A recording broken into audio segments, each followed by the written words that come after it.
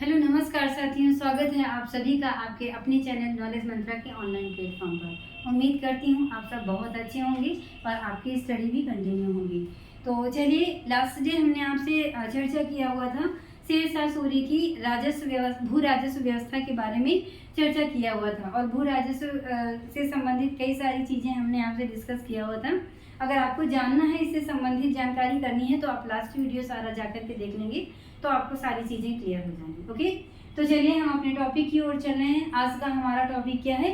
शेरशाह से संबंधित शेरशाह द्वारा किए गए जो लोक कल्याणकारी कार्य थे उनके बारे में हम आज आपसे चर्चा करने वाले हैं। ठीक है, तो अगर हम शेरशाह के बारे में बात करें तो शेरशाह अपने कई सारे कामों के लिए जाना जाता है। जैसे कि इसने बहुत सारे लोक कल्याणकारी कार्य किए और लोक कल्याणकारी कार्यों में से कौन कौन से कार्य आते थे, जैसे उसने कई सारी सराहें बनवाई थी। लोगों के आने जाने में जो सुविधाएं जो समस्याएं होती थी उन समस्याओं से निजात पाने के लिए उसने सरायों का निर्माण करवाया। इसके साथ में इसने कई सारी सड़कों का निर्माण कराया, यानी कि इसने बहुत सारे लोक कल्याणकारी कार्य किए। और कौन कौन से लोक कल्याणकारी कार्य किए थे उससे संबंधित हम एक एक टॉपिक से आपसे चर्चा करने वाले हैं। ओके, तो सबसे पहले अगर हम बात करें शेरशाह सूरी के कल्याणकारी कार्य के बारे में, तो इसने जो है बहुत सारी सड़कों का और सरायों का निर्माण करवाया था। और इसके द्वारा जो सड़कें और सरायों का निर्माण किया गया था, इसी वजह से एक मध्यकालीन इतिहासकार हैं डॉक्टर कानूनगो, इन्होंने शेरशाह सूरी को साम्राज्य की इसके द्वारा बनाई गई सड़कों को साम्राज्य की धमनियों की संज्ञा दी है कि जो शेरशाह सूरी ने सड़कें बनवाई थी अपने समय पर, तो वो क्या थी? साम्राज्य की धमनियाँ थी। ओके, फिर इसके बाद में अगर हम सरायों के बारे में बात करें तो शेरशाह सूरी प्रति किलोमीटर में इसने प्रति मील में इसने जो है एक सराय का निर्माण करवाया था। अगर हम बात करें कुल सरायों के बारे में तो इसने अपने समय पर कुल 1700 सरायों का निर्माण किया था। ओके, कितनी सरायों का निर्माण किया था? 1700 सरायों का निर्माण करवाया था। और इन सरायों का प्रमुख कौन हुआ करता था? तो इन सरायों का प्रमुख हुआ करता था सिकदार। ओके, कौन होता था? इन सरायों का प्रमुख सिकदार हुआ करता था। और ये जो सराएं थी, ये सराएं जो राहगीर आते जाते थे उनके लिए तो कार्य करती ही थी, लोक कल्याणकारी कार्य तो करती ही थी। लेकिन शेरशाह के समय जो डाक चौकियों का जो आदान प्रदान होता था, तो इन्हीं के माध्यम से इन सरायों के माध्यम से ही होता था। यानी कि हम ये कह सकते हैं कि शेरशाह सूरी के समय पर जो डाक चौकियों का काम चलता था तो किसके माध्यम से चलता था?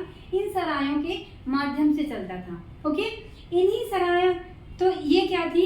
डाक चौकियों के बारे में अगर हम बात करें कि इन्हीं सरायों के माध्यम से इन सरायों की देखभाल के लिए एक भटियारा नामक व्यक्ति यानी श्रमिक नियुक्त किया जाता था।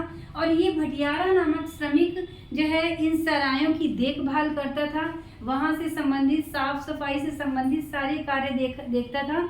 जो वस्तुएं नहीं होती थी यानी कि वो सारा वहाँ का अरेंजमेंट देखता था। कौन? भटियारा नामक व्यक्ति। और इस भटियारा नामक श्रमिक की वजह से यानी कि इन सरायों की वजह से एक नया श्रमिक वर्ग सामने उस समय आया निकल करके, तो वो भटियारा नामक श्रमिक कहलाता था। यानी कि जो देख रेख करता था सरायों का जो श्रमिक, तो वो किस नाम से जाना जाता था? भटियारा श्रमिक वर्ग के नाम से जाना जाता था। ओके, तो इसके बाद में हम चलते हैं आगे का क्या है कि इसने सरायों के बारे में अगर हम बात करें, इसने हिंदू एवं मुस्लिमों के लिए अलग अलग सरायों का निर्माण कराया था।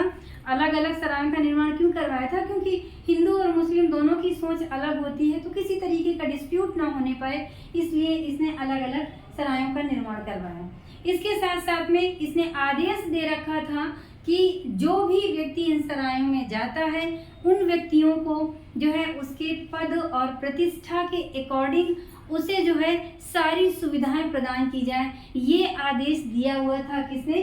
शेरशाह ने दिया था। ओके, फिर इसके बाद में इसकी राजधानी थी, तो इसने अपनी राजधानी में लंगर व्यवस्था की भी स्थापना की थी। ठीक है, राजधानी में दान लंगर की व्यवस्था की थी। और इस दान लंगर व्यवस्था के अंतर्गत इसकी राजधानी में या इसके दरबार में जो भी जाता था तो उसको भोजन करवाया जाता था, और उसकी ज़रूरत के अनुसार, आवश्यकता अनुसार, अगर उसको ज़रूरत होती थी, राजा ये समझता था कि नहीं वाकई में इसको प्रॉब्लम है, तो उसके अकॉर्डिंग इसको क्या करता था, धन या खजाना भी उसको प्रोवाइड करवाता था। ओके, तो ये क्या थी, इसकी दान लंगर व्यवस्था थी।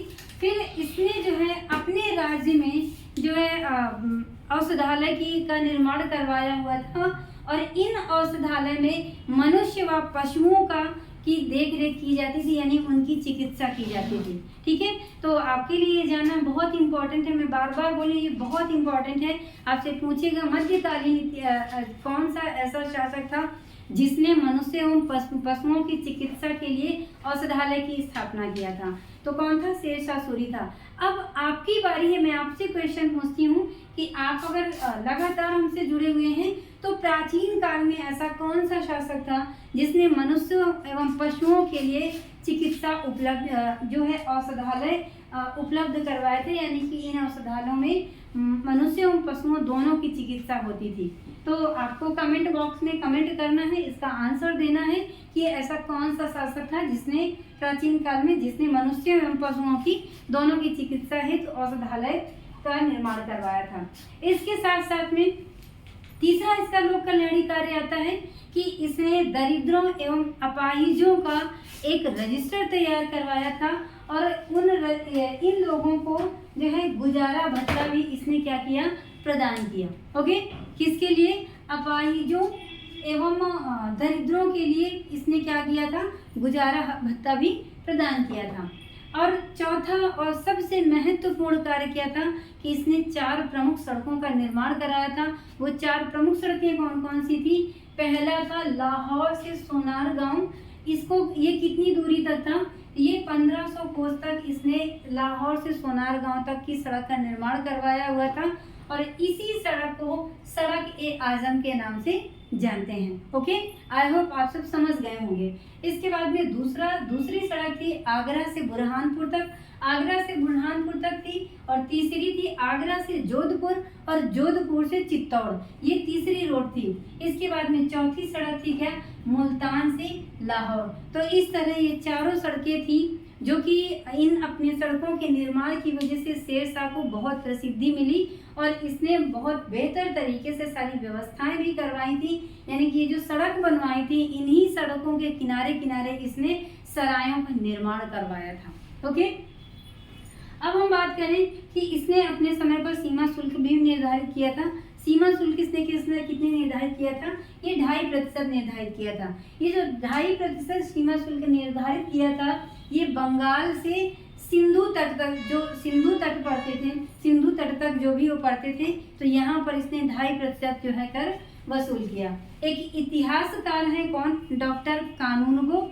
ये डॉक्टर कानूनगो जो है ये शेरशाह सूरी के आधुनिक जीवनीकार हैं। कौन है, आधुनिक जीवनीकार हैं। और अगर हम इसके समकालीन इतिहासकारों की बात करें तो अब्बास खां सरवानी ने जो है इसके इतिहास को लिखा, शेरशाह सूरी के इतिहास को। ठीक है, तो ये कानूनगो कौन है, कानूनगो है, डॉक्टर कानूनगो है आधुनिक जीवनीकार, और इन्हीं का श्रेय है जो कि शेरशाह सूरी के बारे में आज हम और आप जानते हैं। इन्होंने इस पर पर्सनली रिसर्च किया और इनके द्वारा प्राप्त की गई उपलब्धियों को हमारे समक्ष रखा, जिसका रिजल्ट क्या है कि हम और आप शेरशाह की उपलब्धियों को पढ़ते हैं। ओके, तो शेरशाह की उपलब्धियों को उजागर करने का श्रेय किसको जाता है, डॉक्टर कानूनगो को जाता है, जो कि आधुनिक इतिहासकार हैं। किंतु अगर मध्यकालीन की बात करें या इनके समकालीन की बात करें तो वो कौन है, अब्बास खां शेरवानी हैं, जिन्होंने इनके इतिहास को लिखा था। ओके, फिर इसके बाद में लास्ट आते हैं डॉक्टर आरपी त्रिपाठी हैं। तो इन्होंने जो है शेरशाह को क्या माना है, शेरशाह को अकबर का गुरु माना है। वो क्यों माना है, क्योंकि अकबर द्वारा कई सारी, जैसे शेरशाह की भू राजस्व व्यवस्था थी, इसको अकबर ने फॉलो किया। इसके साथ साथ में जो चीज़ें उसको अच्छी लगी, ये जो है सारी अकबर ने इसको एक्सेप्ट की। इसी वजह से आरपी त्रिपाठी ने शेरशाह को अकबर का गुरु माना है। ठीक है, तो आज तक इतना ही। आज हम अपने लेक्चर को यहीं पर विराम देना चाहेंगे, लेकिन नेक्स्ट डे आपके समक्ष नए वीडियो के साथ आपके समक्ष हम उपस्थित होंगे। ठीक है, तब तक आप सभी पढ़ते रहिए, स्वस्थ रहिए, मस्त रहिए, प्रैक्टिस भी करते रहिए, इसके साथ में रिवीजन भी करते रहिए। तो नेक्स्ट डे आपको हम आपके समक्ष नए वीडियो के साथ उपस्थित होंगे। तब तक के लिए धन्यवाद।